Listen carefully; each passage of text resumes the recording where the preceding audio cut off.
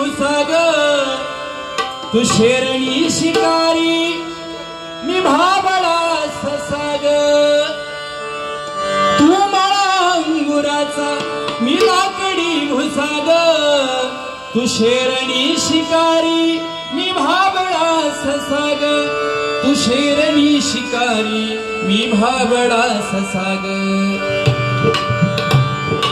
तरी पैज लावतो सखे जवा तुला पाहतो सखे एक फूल वाहतो सखे जवा तुला पाहतो सखे एक फूल वाहतो सखे जवा तुला पाहतो सखे तू मला अंगुराचा मी लाकडी भुसाग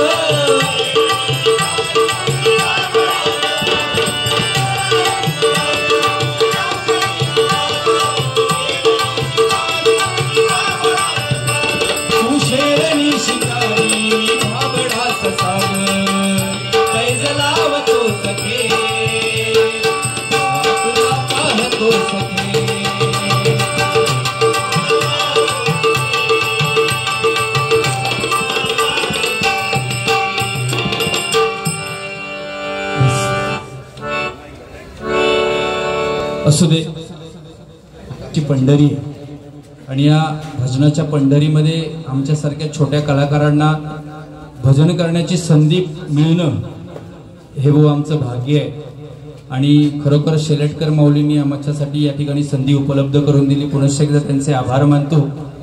आणि कसं आहे, भजन म्हणजे भ म्हणजे भजावा, ज म्हणजे जपावा आणि न म्हणजे नमावा. भक्तिरसातून जनमानसासमोर नतमस्तक होण्याचं साधन म्हणजे मायबाप भजन आहे. पण या कलियुगामध्ये भजनाची व्याख्या बदलून गेली आहे, अर्थात डबलबारीची व्याख्या बदलून गेलेली आहे. पैसे घेऊन समोरच्याची उणी धुणी काढणे आणि समोरच्याकडून उणी धुणी काढून घेणे म्हणजे आजकालची डबलबारी झालेली आहे, नाही का? एकमेकांची उणी धुणी काढली म्हणजे डबलबारी होतं असं काय नाही. भजन म्हणजे भक्तिरसातून जनमानसासमोर नतमस्तक होण्याचं साधन आहे. परंतु हे डबलबारी भजन म्हणजे बुवा भजन करता करता परमेश्वराचं नामस्मरण करता करता मायबाप श्रोत्यांचं प्रबोधन आणि मनोरंजन व्हावं या उदात्त हेतून या डबलबारी भजनाचा सामना ठेवलेला आहे. एकदा पुनश्च एकदा आयोजकांसाठी जोरदार टाळ्या झाल्या पाहिजेत. कारण पत्ते जरी 52 असले तरी पिसणारा एकच असतो. पत्ते जरी 52 असले तरी पिसणारा एकच असतो. एक्के जरी 4 असले तरी जिंकणारा सुद्धा एकच असतो. एक्के जरी 4 असले तरी जिंकणारा सुद्धा एकच असतो. आणि हवा कुणाची असू द्या, दरारा फक्त या ठिकाणी स्वस्तिक क्रीडा मंडळाचाच असतो. स्वस्तिक क्रीडा मंडळाचाच असतो. स्वस्तिक क्रीडा मंडळाचाच असतो. बघा, कारण मायबाप आम्ही काहीतरी पाकिटा घेऊन जाणार, परंतु तुम्ही स्वतःच्या खिशातले पैसे खर्च करून या ठिकाणी आलेला कोण बाजूला राहता. कारण कोकणातली माणसं म्हणजे भजनावर नितांत प्रेम करणारी लोक आहेत. एक वेळ जेवण नसलं तरी चालेल, परंतु डबलबारी भजन ऐकायला जाण्याचा आनंद हा फक्त कोकणातच भेटू शकतो, नाही का? माझ्या कोकणी माणसांसाठी एकदा जोरदार टाळ्या झाल्या पाहिजेत. कारण थकलेल्या मनाची सर्व्हिसिंग करणारं हक्काचं एकमेव साधन, थकलेल्या मनाची सर्व्हिसिंग करणारं हक्काचं एकमेव गॅरेज म्हणजे भजन आहे. आणि भजनातून मिळालेला आनंद म्हणजे सर्व दुःख आपली दूर होत असतात. बघा, कारण माझ्या कोकणातला माणूस जे करतो त्याला प्रेम नाही तर वेड म्हणतात. आणि हे वेड जर कोणतं असेल तर हे डबलबारी भजनाचं आहे, या हरिनामाचं आहे. बघा, म्हणून माझ्या कोकणातल्या लोकांसाठी, या दर्दी भजन रसिकांसाठी एकदा जोरदार बुवा टाळ्या झाल्या पाहिजेत. खरोखर तुमच्या चरणाशी सर्वांच्या नतमस्तक होतो. आणि सुंदर बुवानी सुद्धा आपल्या समोर सादर केलेलं. आता काय झाला, सगळी लिंक तुटली आणि आता जे मी काय पॉइंट बोला त्याच्यावर 100% बुवा बोलणार आहे. कारण त्यांना आता बरा पहिल्यापासून शून्यातून सुरुवात करू गावलेली आहे. असू दे, 100% बुवानी मजा केली आणि मी मजा केली. काय याकच तुमचं मनोरंजन होणं गरजेचं आहे. या ठिकाणी एक गजराला सुरुवात करू.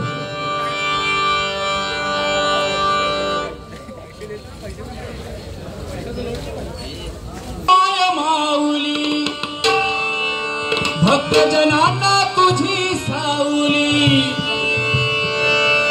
जगताची तू माया माऊली, भक्त जनांना तुझी सावली कृपादायिनी आई भवानी कलियुगी धावून येईल उदो उदो उदो उदो उदो गंबाबाई उदो उदो उदो उदो गंबाबाई उदो उदो उदो उदो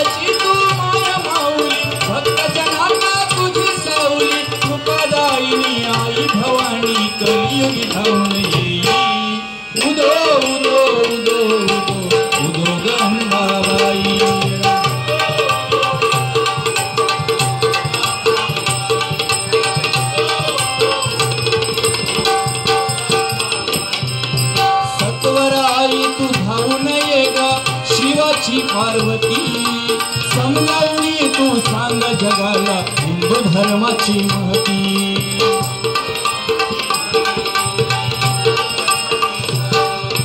सत्वर आई तू धावून ये ग शिवाची पार्वती समजावणी तू सांग जगाला हिंदू धर्माची महती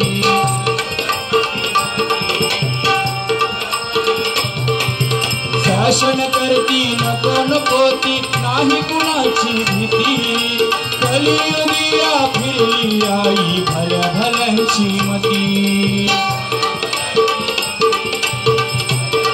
हो बघा या कलियुगामध्ये या मातेला खरं तर ती सगळं जाणते परंतु आपल्या हिंदू धर्माची संस्कृती सगळेजण लोक जण विसरत चालले आहेत बघा सगळे पाश्चात्य संस्कृतीकडे वळलेले आहेत आणि सगळ्यात घाणेरडी गोष्ट या कलियुगामध्ये जर कोणती असेल तर ती फॅशन आहे नाही का एवढी घाणेरडी फॅशन आलेली आहे पूर्वीच्या बायका बघितलात तुम्ही तर अंगभर वस्त्र साडी नऊवारी मध्ये कशी ठुमक्यात दिसायची परंतु आजकाल ती तसं जमानो राहिलेलो नाही कारण मायबाप स्त्री म्हणजे साधी नाही स्त्री म्हणजे साधी गोष्ट नाही आधी माई आदिशक्तीचं रूप आहे कारण स्त्रीचा त्याग महत्वाचा आहे मायबाप स्त्रीचा त्याग कारण स्त्रीचं भांग स्वतःच आहे त्या भांगामध्ये भरणारं कुंकू मात्र ती नवऱ्याच्या नावाचं भरते तिचं कपाळ स्वतःच आहे परंतु त्या कपाळावर लावणारं कुंकू मात्र ती नवऱ्याच्या नावाचं लावते तिचा गळा स्वतःचा आहे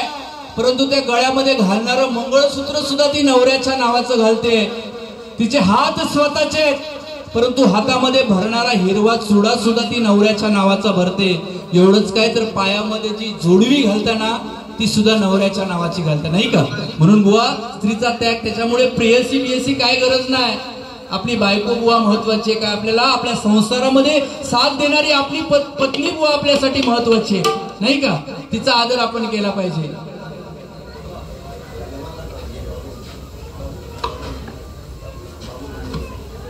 बाबू बनगे यांच्याकडून हे यमन राग वाजवण्यासाठी 50 रुपयाचं बहुमूल्य असं पारितोषिक आलंय धन्यवाद परमेश्वर त्यांना उदंड आयुष्य देऊ अशी त्या परमेश्वराच्या चरणी प्रार्थना करतोय धन्यवाद यमन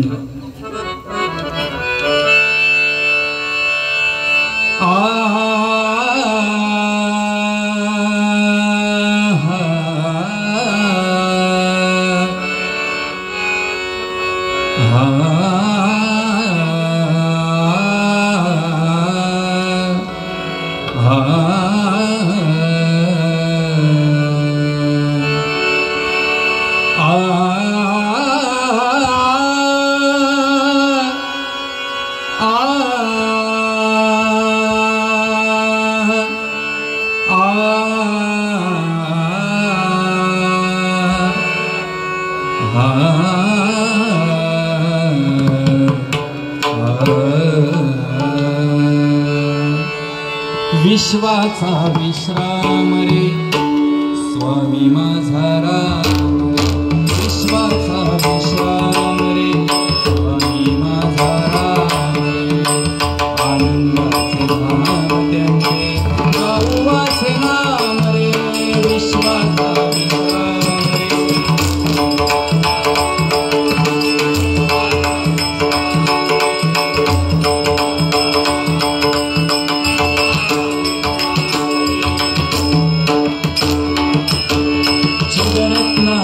खाण रे एकाएकी जाण रे चित्ररत्नांची खाण रे एकाएकी जाण रे प्राणांचाही प्राण माझा स्वामी तुझी आण रे विश्वाचा विश्राम रे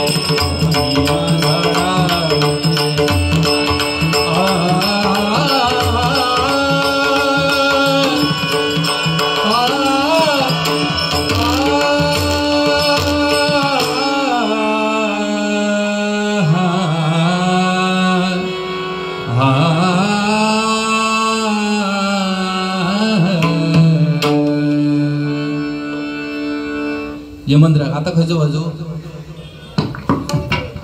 खरोखर एकदा जोरदार टाळ्या त्यांच्यासाठी झाल्या पाहिजेत. त्यांना यमनराग आवडलो म्हणून पुन्हा एकदा 50 रुपयाचं पारितोषिक आले. धन्यवाद. परत ह्या माणसाने लिंक तोडले माझी. तर स्त्रीबद्दल आपण बोलत होतो. खरोखर फॅशन फॅशन बद्दल बोलत होता. ही फॅशन कुठेतरी थांबली पाहिजे असं मला वाटतं. कारण अनाथांची माय म्हणून आपण ज्यांना ओळखतो अशा सिंधुताई सकपाळ एका भाषणामध्ये म्हणाल्या होत्या की आपली भगिनी आपली बहीण जेव्हा अंगभर वस्त्र घालेल तेव्हा तिचा हा समाज सत्कार करेल आणि तीच स्त्री आपली बहीण जेव्हा अर्धनग्न कपडे घालेल तेव्हा तिच्यावर हा समाज 100% बलात्कार करेल. हे अनाथांची माय म्हणून आपण ओळखतो अशा सिंधुताई सकपाळांचे उद्गार आहेत. म्हणून अंगभर वस्त्र घालण्याची आज गरज आहे आणि आपण आपल्या घरातून त्याची सुरुवात केली पाहिजे असं मला वाटतं. म्हणून म्हणतोय बघा फॅशन करती नको नको ती नाही कुणाची भीती कलियुगी आपली आई भल्या भल्यांची मती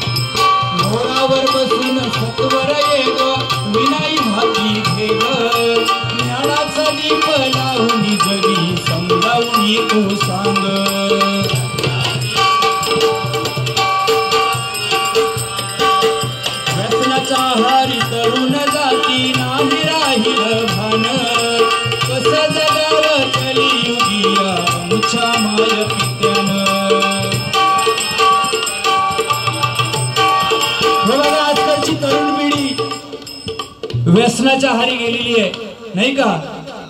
तंबाखू विमल गुटखा सगळ्यांच्या तोंडामध्ये असतो बघा आजकाल. ज्यावेळी श्रीकृष्णाचा जन्म झाला त्यावेळी त्या श्रीकृष्णाने धरतीवरची मूठभर माती उचलल्याने आपल्या तोंडात घातल्या आणि तसंच घराकडे धावत धावत गेलो. त्यावेळी त्या यशोदे मातीने त्याला विचारलं अरे बाळा तुझ्या तोंडात हाय तरी काय. तर तो तोंड उघडून दाखवूक तयार नाही. त्यावेळी त्या यशोदे मातेने जबरदस्तीने त्याचं तोंड उघडलं. त्यावेळी त्याच्या तोंडामध्ये संपूर्ण ब्रह्मांड त्या यशोदा मातेला दिसलं होतं बघा. परंतु आजकालच्या पोरांका जर तुम्ही सांगितलं हे बाबू आकर तर काहीतरी ओटाच्या खाली ठेवलेलं तंबाखू दिसणार नाही तर येदो मोठो गुटखाचं गोळो दिसणार बघा नाही का. म्हणून तुम्ही मी आता गावात गेले तर बघताय ना तर सगळी रस्त्याच्या दोन बाजू नुसती इमलची पाकिटा दोन बाजून भरलेली असतात. हे कुठेतरी थांबलं पाहिजे नाही का. कारण ह्याका जबाबदार सुद्धा आम्ही जाऊ नाही का. आपल्या आई वडीलच जर या व्यसनाच्या त्या दिवशी आमच्या बाजूचो एक पोरगो गुटखा खायत होतो विमलची पुडी टाकल्या दुसरा काय मिक्स केल्यापासून खरखर खरखर खरखराचा वाजवले आणि त्याबरोबर ते जो समोरून जो बापू शिलो त्याबरोबर त्यांना किसात घातल्या. तर मी त्याका म्हटला काय रे बाबा बापाशी जरी एवढं घाबरतस ना तर ही पुडी तुका किसात घालूची गरज काय. तर म्हणता मी घाबरत बिबरत काय नाही म्हणतात त्यांना बघल्यांना अर्धा त्याच्यातला मागतो म्हणून म्हणता मी लपून ठेवलं. अशी आजकालची पिढी झालेली आहे बघा नाही का. व्यसन दारू पिणारे तर एवढे झालेले आहेत. लोक सांगतात की आई भवानी दारू पियायची आम्ही पियाला होतं खै बिगाडता. अरे पण ती आई भवानी वाघावर बसायची, आपल्या कुत्र्याची सुद्धा भीती वाटते नाही का? बरोबर ना? म्हणून देवाने केलं म्हणून आपण तुम्हाला सांगतो, श्रीकृष्ण ज्यावेळी ह्या सगळ्या गोपिका आहेत ना, ते डोबावर व्हाळात काहीतरी नदी किनारी न्हाऊ जायचे नाही का, त्यावेळी तो श्रीकृष्ण जायचा आणि त्यांची वस्त्र, त्यांची लुगडी लपवून ठेवायचा. बरोबर ना? त्यांची वस्त्र सगळी लपवून ठेवायचं. त्याचं कारण काय होता की त्या श्रीकृष्णाला नेहमी वाटायचं की स्त्रीच्या जातीनं बंधनात राहावं, म्हणजे मोरियत बसा निदान आपल्या हुतूर बसानं आंघोळ करू, जगातून एक दाखवची ही गोष्ट नाही. म्हणून तो तसे करायचं, लपडी ती लुगडी बिगडी त्यांची लपवायचं. याचा कारण तर, आणि त्यावेळी जर श्रीकृष्णाने तसं केलं नसतं तर आजच्या जगात काय झालं असता? बायका स्विमिंग पूल मध्ये जाता न्हातच म्हणा, पण बायका नदीत न्हाणा होती आणि पुरुषांका मोरियत न्हावची पाळी येणार होती नाही का?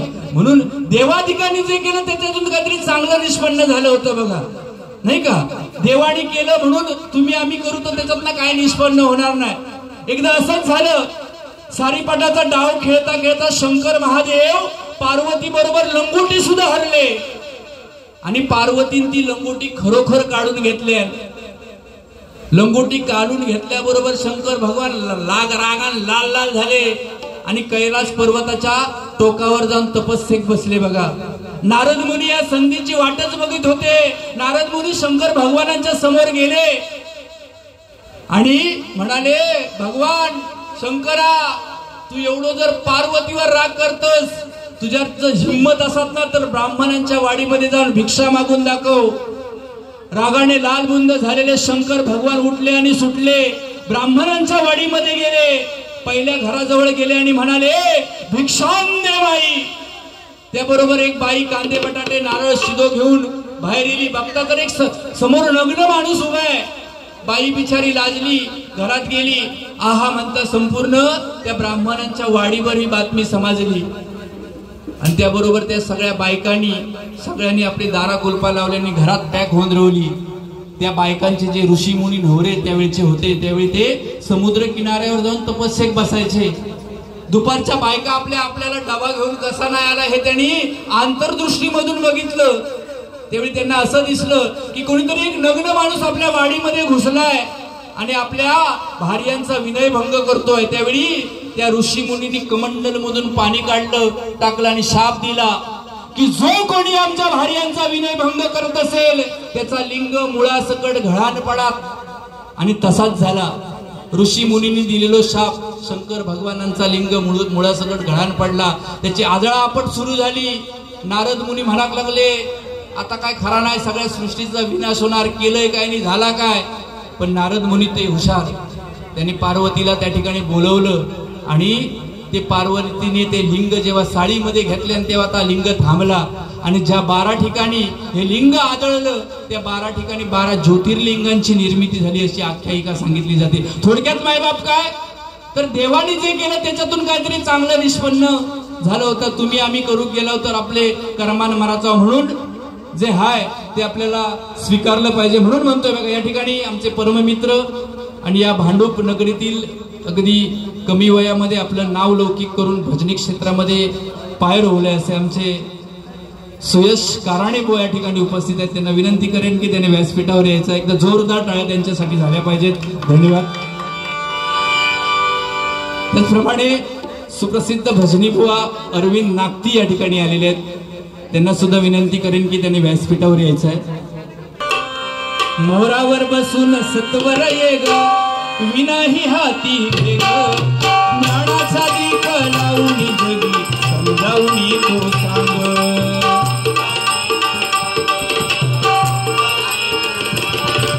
व्यसनाच्या आहारी तरुण जाती नाही राहिलं भान, कसं जगावं कलियुगी या मुच्या माय पित्यानं.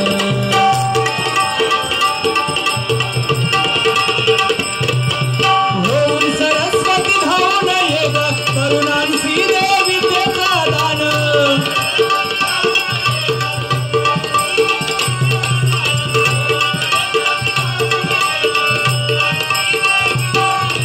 संगे घेऊन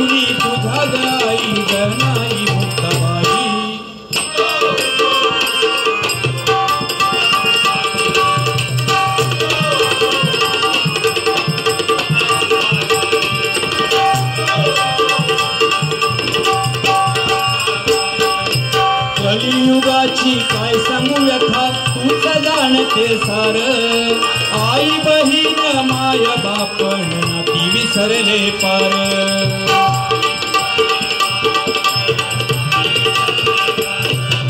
मोल मजुरी धडपड सारी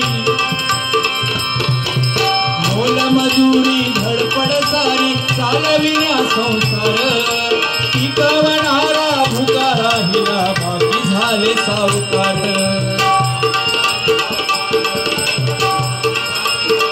हो बघा या जगामध्ये एका दाण्याचे लाखो दाणे करण्यामागे माझा शेतकरी मात्र गरीब राहिलाय आणि ज्यांना आपण 500 रुपये घेऊन मतदान करून निवडून देताव असे नेते मात्र सावकार झालेले आहेत बघा सगळ्यात जास्त कलियुगामध्ये वाईट जर गोष्ट कोणती असेल तर ती हे राजकारण आहे आणि प्रत्येक गावागावामध्ये राजकारण घुसलेलं आहे प्रत्येक गावागावामध्ये या राजकारणांमुळे या अनेक पक्षांमुळे गावागावात चाललेली चांगली सुखाची जी गोष्ट होती ती कुठेतरी हरवत चाललेली आहे देवळाच्या ठिकाणी सुद्धा आता गावकार ह्या पक्षात दुसरं गावकार ते 5 वतनदार असतात ते 5 वतनदार 5 पक्षात त्याच्यामुळे देवळा सुद्धा बुवा गावात अशी बंद पडलेली आहे बरोबर ना हे कुठेतरी थांबलं पाहिजे राजकारणाच्या नादाला लागून तुम्ही जर विकले जाल तर काय हो विकास होणार नाही सांगण्यासारखं बरंच आहे परंतु राजकारणाचा विषय आला म्हणून सांगतो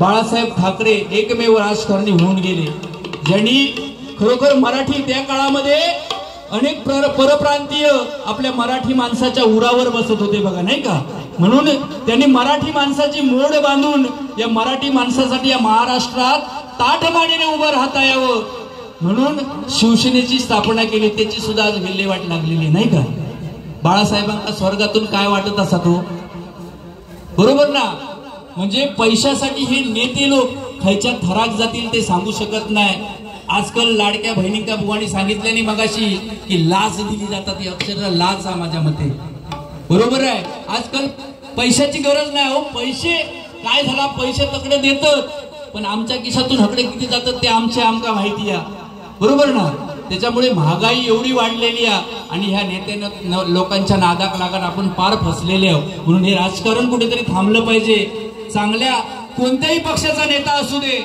जो चांगला काम करणारा असेल ना त्याला निवडून द्या 500 रुपये देता आणि मटणाचे पार्टे देता आणि दारियेचे बाटले पुरवता म्हणून त्याला निवडून देतात तर ते तुमच्यावर जे पैसे खर्च करतात ते आपले तो बरोबर वसूल करून घेता म्हणून 100 वेळा तुम्हाला मी सांगेल या राजकारण्यांच्या नादीला लागू नका बाळासाहेबांच्या विषयाला एक बाळासाहेबांसाठी छोटंसं काव्य घेतो आणि गजराची सांगता करणार आहे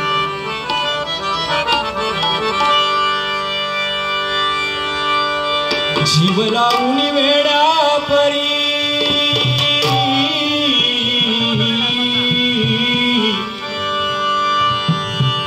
जीव लावून वेड्या परी काह सोडून गेलात जना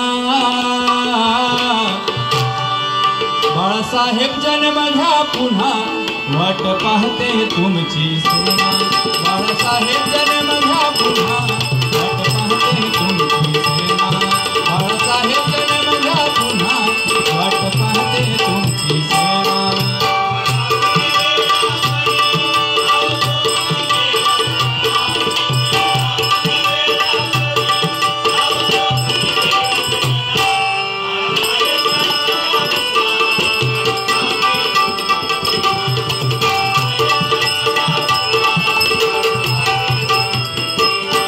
होता हाडाचा कलाकार परी लागे ना त्यात ध्यान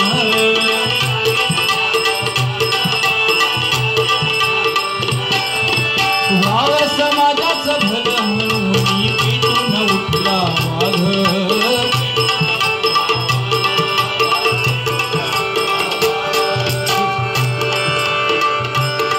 केली उभी संघटना नाव दिलं तिला शिवसेना संघटना नाव दिलं तिला शिवसेना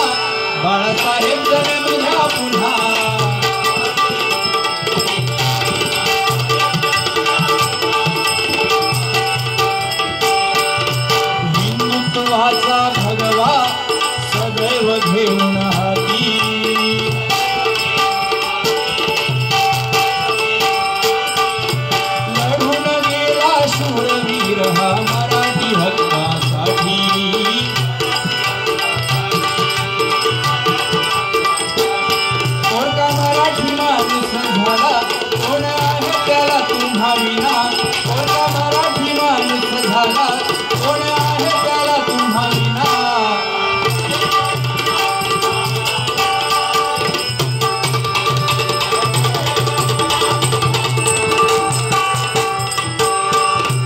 महाराष्ट्रामध्ये निसर्गरम्य सुंदर ते कोकण महाराष्ट्रामध्ये निसर्गरम्य सुंदर ते कोकण या कोकण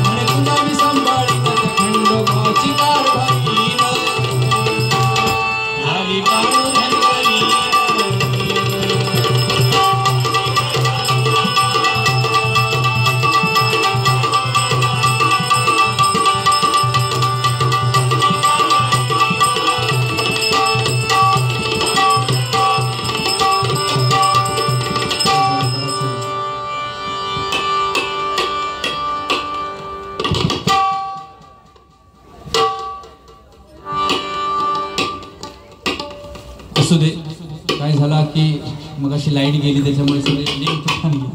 बरंच वेळ थांबला तरी भजना मी करून घेतला. बुवांना सुद्धा संधी भेटली पाहिजे 100%. बुवा ज्या हिशोबाने आता बोलतील त्या हिशोबाने मी माझी वेळ अभंगाला येणार आहे बुवा, त्याच्यामुळे काय ता असा दे. पण त्या बाकी सगळा भारी या, पण परत आयटम बिटमचा काय सांगलास ते तसला माका सांगा नको. देवा शपथ खराच सांगते, मी धुतल्या तांदळाचं पोरगं, वाकड्या नजरेने मी कोणाकडे कधी बघितलं नाही. सरळ सरळ अजिबात वाकड्या नजरेने बघणार नाही. आणि पोरीपटूचा म्हटला तर तुमच्या अंगावर जेवढे केस आहेत ना त्याच्यापेक्षा जास्त पोरीपट ठेवले. आता नाही, ते कृष्ण जन्माचा बोलतोय मी. आता महेश समजलं ना, कृष्ण जन्मामध्ये 16 शस्त्र नारी बुवा मीच ते देवा शपथ सांगते. पण आता शांत सगळा, कारण बुवा कसा घरची सुखी तर सगळा सुखी, घरची खुश तर सगळे खुश. आता देवा शपथ सांगते, लाईट नाही येते तर आम्ही करमान मारणार होता, आमच्या बक्षीस भेटणार नसतं अजिबात, तुम्ही सगळे वाटेक लागणार होता. आता हे पैसे मागांनीच्या हातात नेऊन दिला, जाम खुश. देवा म्हणजे कसा तुमचा मालवणी माणूस पीठ बीठ म्हणून देणारी तीच घरातली, पण ह्या देता लाव तेव्हा काय नाही भेटला नंतर तुम्ही बारीचं बरी नाही केला म्हणून तुमका 4 पैसे भेटले नसतले, असा घराकडे विषय असतात आमच्या. त्याच्यामुळे बुवा मगाशी सांगितल्याप्रमाणे बायको महत्वाची आहे, बरोबर ना. तुम्ही शेजाऱ्यांकडे लय बघता स्वतःला बघता हल्ली. होय, त्या दिवशी काहीतरी सांगत मध्ये काहीतरी माका ऐका केला असा काना त्यांना म्हणे कायचे ते चष्मो लागलो हल्ली, आज लावून इले नाही. तर मी म्हटलं काय बुवा चष्मो लावलं, म्हटलं शिरा पडलो लागलो म्हणतात बुवा मका चष्मो लागलो. पण तो चष्मो लावलोय ना काय म्हणतात ती शेजारी माका दिसत नाही. तर म्हटलं लावू नको, शेजारी दिसत नाही तर चष्मो तुम्ही. तर ती काय जाऊ तुम्ही बरा सांगताच, माका काय माहिती काय असं दे नको उगाच कसा माहिती चिखलात धुणं मारून उगाच उडून घेऊचो नाही मला असा दे. असू दे, बुवा पण सुंदर आहेत, 100% तुमचं मनोरंजन करतील, यात काही शंका नाही. या ठिकाणी गजराची सांगता करतोय.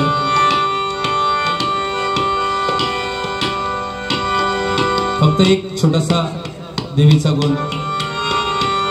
अंबाबाई भवानी आई तुझा गोंधळ मांडला गे, अंबाबाई भवानी आई तुझा गोंधळ मांडला गे. उदो उदो उदो उदो आई तू गोंधळाई, उदो उदो उदो उदो आई तू गोंधळाई.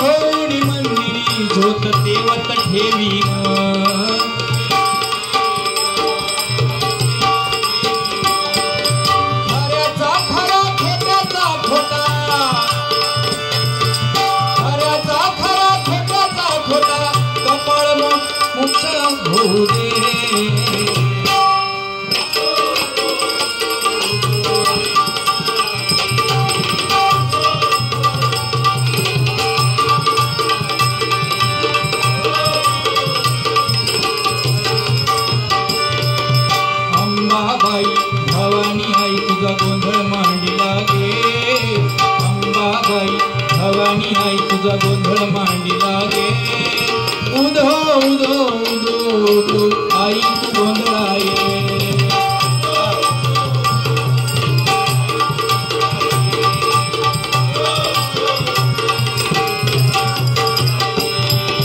पक्षी होऊन मंदिर बसून कुहू गाईन, पशु होऊन आई तुझ मी वाहन होईन,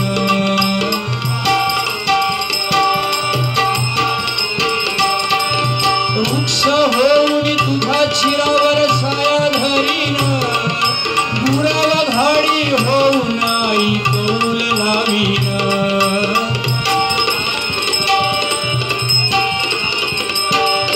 दुःखाचा डोंगर करुणी दूर, दुःखाचा डोंगर करुणी दूर नवसाला पावगे, उदो उदो उदो उदो आई तू गोंधळा ये.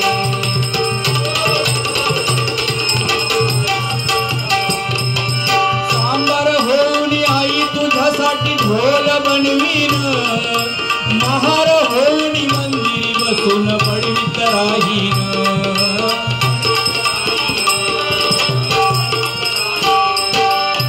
कोरी होऊन तुझ्या समोर खय खय नाचीन, तांबोरी होऊन मंदिरी तुझ्या मी शोभा वाढवीन,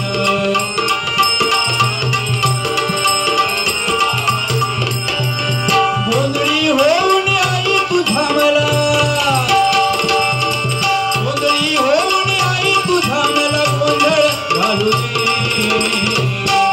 उदो उदो उदो उदो आई तू गोंधळा ये.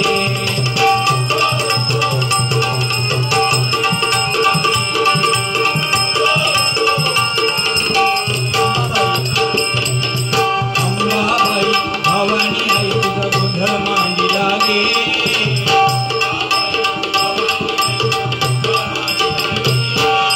उदो उदो उदो उदो आई तू गोंधळा ये.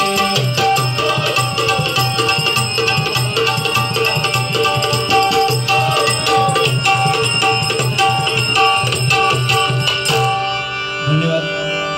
या ठिकाणी गजराची सांगता करतोय सौभाग्यवती संगीता भगे यांच्याकडून हे 100 रुपयाचं बहुमूल्य असं पारितोषिक आले. धन्यवाद. माझ्या ताईसाठी एकदा जोरदार टाळ्या झाल्या पाहिजे, कारण खरोखर या ठिकाणी महिला वर्ग सुद्धा आहेत. हे भजनावरचं प्रेम आहे. तात बायगे या व्हिडिओच काढता दुर्वा दुर्वा ओके, खरोखर तिच्यासाठी सुद्धा एकदा जोरदार टाळ्या झाल्या पाहिजे. माझ्या हे कोकणातले वाघिणी असेच बिंदास, म्हणजे कोणा घावार पडाल मरतील पण अडाण नाही मारणार, नाही का हो. आजकाल सगळी लोक प्रेमाच्या हारी जातात, पण माझ्या कोकणातल्या पोरींबद्दल मला अभिमान वाटतं. कोणाच्या सुद्धा नादाक लागान फसणारी ही माझ्या कोकणातली पोरगी नाहीत. एक दिवशी आमच्या मालवणात आमच्या बाजूचा पोरग्या बघू घाटावरचो एक पोरगो इलो, दुर्वा नामसे, यांच्याकडून माझ्यासाठी 100 रुपयाचं पारितोषिक आलंय. धन्यवाद. तर घाटावरचो एक पोरगो इलो आणि त्या पोरीक बघूसाठी इल्याबरोबर त्यांचा सगळा काय पसंत झाला. परंतु आजच्या युगात अशी एक पद्धती लिहिली आहे की तुमचा दोघांचा काय असला तर प्रायव्हेट मध्ये तुम्ही बोलायला घ्यायचा, बरोबर ना. म्हणून त्यांना एका खोलीत टाकले त्या पोरगीक आणि आमच्या मालवणच्या पोरी. तर तो पोरगो त्या घाटावरचो त्याका हुंडो घेऊची सवय. माझ्या मालवणातल्या पोरगीक तो विचारता म्हणता माका सगळा काय पसंत आ, पण तुझ्या बापाची लायकी ह्या काय माका मोटरसायकल घेऊन देऊची. तर माझा मालवणचा पोरग्याचा ते का उत्तर दिल्यान म्हणता माझ्या बापाची तर लायकी तुका इमान घेऊन देऊची या, पण तुझ्या बापाशीची लायकी या का इमान तळ बनूची. म्हणजे ही अशी मालवणची पोरा माझ्या वाघिणी येत नाही का. परंतु खरोखर मी तुम्हाला सांगेन, आजकाल जमाना असा आहे, प्रेम करा 100% करा, मी त्याच्या विरोधात अजिबात जाणार नाही, कारण हे युगत तसं आहे. परंतु मुलगा बघताना असा बघा, रिक्षा चालवणारो असलो तरी चालात, हमाली करणारो असलो तरी चालात, पण ज्याच्या मनगटामध्ये मेहनत करून तुम्हाला पोचण्याची ज्याच्या मनगटामध्ये ताकद आहे असा मुलगा बघा. कारण आजकालचे पोरी भुलतात, बेंटेक्सची चेन गळ्यामध्ये घालणार, बेंटेक्सचे बॅसलेट घालणार, मस्तपैकी कर्जावर एखादी बाईक घेणार आणि त्या बाईक वरसून पोरी फिरवल्यान म्हणजे तो मोठो झालो अशा पोराच्या नादाक लागान आयुष्याचा वाटोळा करण्यापेक्षा एखाद्या गरीब पोरग्या बरोबर लग्न करा, आयुष्याचा भला होईल नाही का. एकदा जोरदार आणि आज ह्याच घेऊन गेलास तरी चालत आमच्या भजनातून, बाकी काय नको. कारण आई वडिलांच्या विरोधात जाऊन कधी आपले संसार सुखाचे नाही होणार. तुम्ही 100% बघा, पण आपल्या आई वडिलांची संमती घ्या, त्याच्याबद्दल त्याची चौकशी करू दे, काय करता पोरगो खय काय करता. आणि जर आई वडिलांच्या संमतीने झाले तर 100% करा. धन्यवाद. तुमका सगळ्यांका उदंड आयुष्य लाभू दे असं त्या मातेच्या चरणी प्रार्थना करतो आणि गजराची सांगता करतोय. धन्यवाद.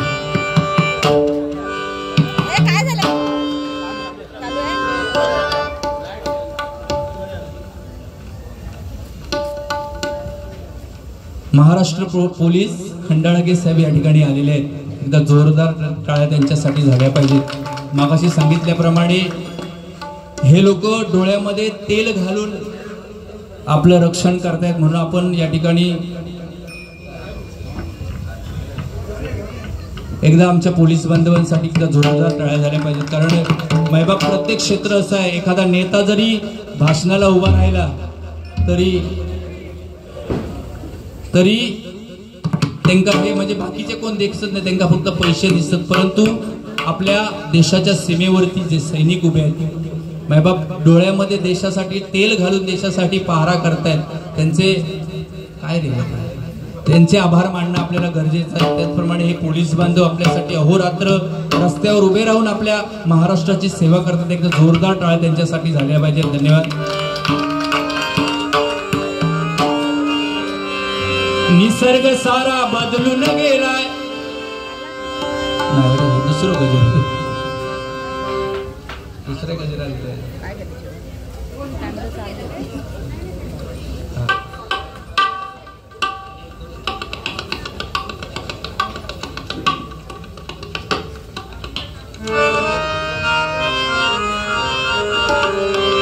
कलियुगाची काय सांगू व्यथा, तूच जाणते सार. आई बहीण सन्माननीय या विभागाचे PSI खंडाळगे साहेब या ठिकाणी आलेले आहेत. एकदा जोरदार टाळ्या त्यांच्यासाठी झाल्या पाहिजेत. परमेश्वर त्यांच्या हातून अशीच या महाराष्ट्राची सेवा करून घेत राहू अशी त्या परमेश्वराच्या चरणी, आई भवानीच्या चरणी प्रार्थना करतोय. धन्यवाद, धन्यवाद, धन्यवाद.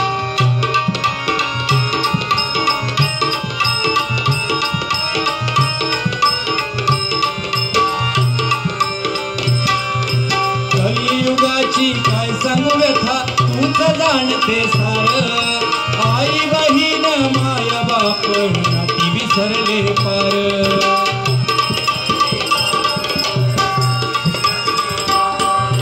मोल मजुरी धडपड सारी चालविण्या संसार.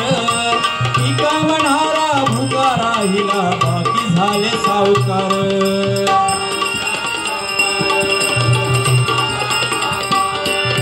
माया भवानी धावून ये ग,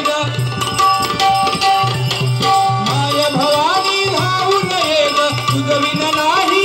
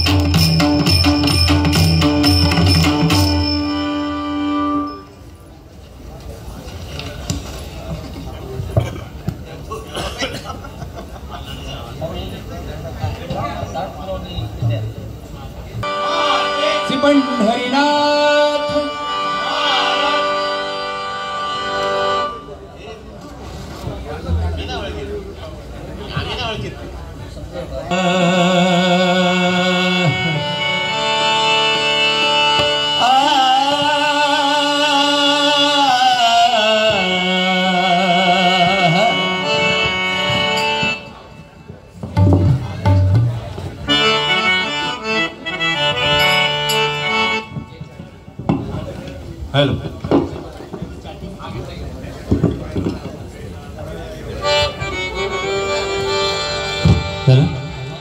हॅलो गेले अतिशय मार्मिक आणि त्यामध्ये थोडं मनोरंजन सर्वच काही त्या गजरामध्ये त्यांनी संपन्न केलं. फक्त थोडासा वेळ जास्त झाला बुवा, लिंक नाही लागलेली. आता लिंक आहे ना आणून युट्यूबची घ्या. मी तसं लिंक नाही लागली म्हणून सकाळपर्यंत काटा पाडू. असो पण एकदा जोरदार टाळ्या भजन रसिकांसाठी स्वतःच वाजवा. कारण लाईट नव्हती त्यावेळेपासून थांबले होते आणि दोन्ही बुवांनी विशेषतः मालक बुवांनी सुरुवातीला स्टार्टिंगला भजन आणि रुपावली विदाऊट माईक केली. एकदा जोरदार टाळ्या बुवांसाठी होऊन जाऊ दे.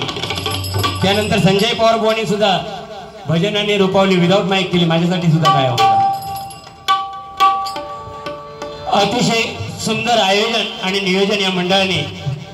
त्यानंतर जनरेटर आणून या ठिकाणी कार्यक्रम चालू ठेवला. लाख लाख आभार मानतोय या मंडळाचे सर्व पदाधिकारी, मान्यवर, महिला वर्ग, बालगोपाळ या सर्वांचे आभार मानतोय. त्यामध्ये सन्माननीय अजयजी भोडबुवा, सन्माननीय शिवाजी कारणे आणि सन्माननीय नागतीबुवा या ठिकाणी उपस्थित आहे. त्यांचेही आभार मानतोय. या भजन रसिकांमध्ये अनेक भजनी बुवा, पकवाज वादक उपस्थित आहेत. त्यांचेही आभार मानतोय. नाट्य रसिकांचे, नाट्य कलावंतांचे आभार मानतोय. आणि मी या ठिकाणी गजराला सुरुवात करतोय.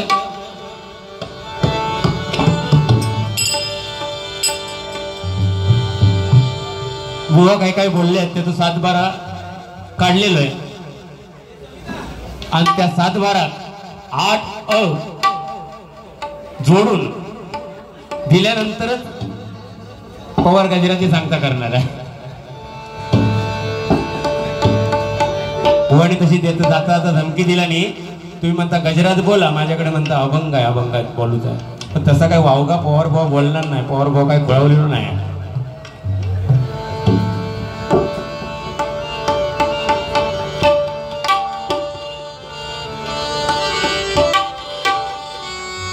श्री हरी जगत पिता दूर करी तो व्यथा ऐका सत्यनारायणाची कथा.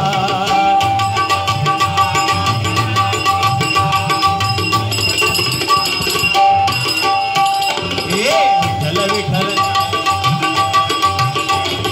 सर्ग सखे पंढरीला, सर्ग सखे पंढरीला.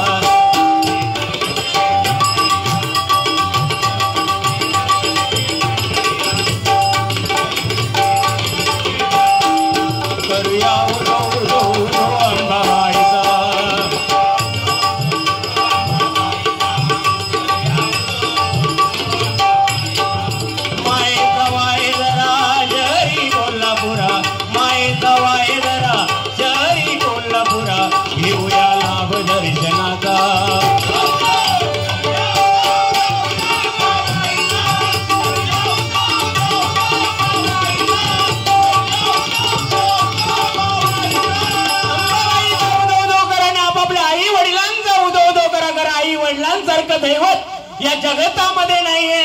एक आपली जन्म देणारी आई, दुसरी धरणी माता आणि तिसरी म्हणजे आपली गोमाता. या 3 मातांचा आदर केल्यानंतर आपल्याला 100% त्याचं पुण्य लाभणार आहे. बाकी बुवानी काय काय सांगितलं नाही. चाय पिऊन येऊन दे, त्यांचे मुद्दे मी नंतर सांगतोय. पण खरोखरच या मंडळासाठी किती बोलावं तेवढं थोडं आहे. कारण ना नावासाठी ना पैशासाठी, ना नावासाठी ना पैशासाठी स्वस्तिक क्रीडा मंडळ घडतंय फक्त आणि फक्त परमेश्वराच्या नामस्मरणासाठी, परमेश्वराच्या नामस्मरणासाठी, परमेश्वराच्या नामस्मरणासाठी. थोडी माझी लेवल वाढवा. थोडं हे काय होतं. हॅलो